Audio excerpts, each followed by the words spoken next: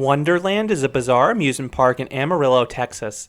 This small amusement park notably features 7 different prototype attractions from Hopkins rides.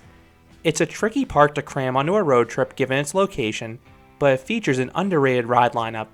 So in this video, I will count down the top 10 rides and attractions at this little covered amusement park. Before starting the list, I need to note 2 rides I was unable to experience that had a chance to make this list. First was Rattlesnake Rapids, which was the prototype Rapids ride from Hopkins. The water looked tame in this one, but had a fun location beneath Texas Tornado. Second was Shoot the Chutes.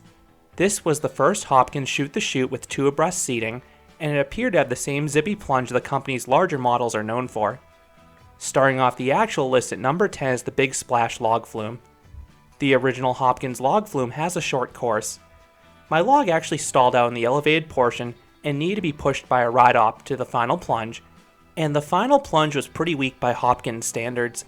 This one rode like one of the early Aero flumes, but it paved the way for Hopkins to build bigger and better log flumes over the next 2 decades. Number 9. Hornet.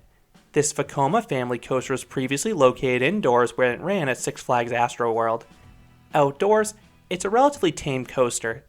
The long trains move slowly through the convoluted layout, but if you ride up front, you do get pushed into a few of the turns. Number 8. Rainbow. This rare Huss flying carpet moved rather slowly, so it offered no airtime. But the ride offered good laterals. Unlike most others that restrict single riders, I was free to slide side to side across the entire seat. Number 7. Miniature Golf. This old-fashioned mini golf course is one of the best I've encountered, theme park or non-theme park. Every single hole had some sort of obstacle to shoot through, which is the type of course I enjoy. Number 6. Cyclone. This classic Mylar Wild Mouse is unique for a few reasons. This ride has no block zones and no restraints. You basically sit in these tubs as you zip around some powerful hairpin turns. With no seatbelt or seat molds, you really get thrown laterally. But the strongest lats occur in the final helix, which is a rare sight in a Wild Mouse. The drops in this one aren't too wild, but that's understandable given the lack of belts. This ride is all about the turns, which I cover in a review. Number 5.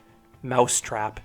This Pinfari Cyclone is a rare one that operates with a 3-car train, so if you ride in the back, you get some shocking ejector airtime in the first 2 drops. The rest of the ride's helixes were relatively uneventful, but the power of those 2 initial drops took my breath away, as I detail in its own review. Number 4. Fantastic Journey. This classic dark ride shares a lot of similarities with Waldemeer's Wacky Shack. This is a long attraction with some trippy optical illusions, including a disorienting inversion tunnel. Then there are some bona fide jump scares utilizing both air blasts and sudden audio effects. You can only ride this once per day with a wristband, which is a shame because I would have loved to ride it more times to catch all the little details. Number 3. Texas Intimidator. This Moser ride's flipping action arm had a lot of downtime during my visit, but I was fortunate to grab a ride. This is an intense and dizzying ride. After raising in the air, the gondolas spin in a circle while the seats can also flip. This resulted in a mix of fast inversions that would throw you about, and some holds upside down full of hang time. I loved the unpredictability of the motion.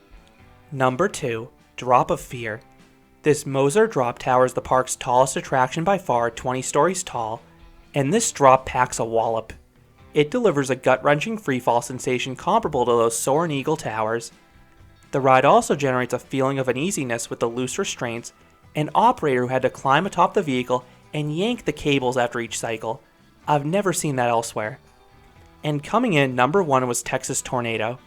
The prototype Hopkins roller coaster was supposedly drafted on a cocktail napkin, and when you see how weird this ride looks, it's certainly believable. Most drops have sharp crests at the top and wide pullouts.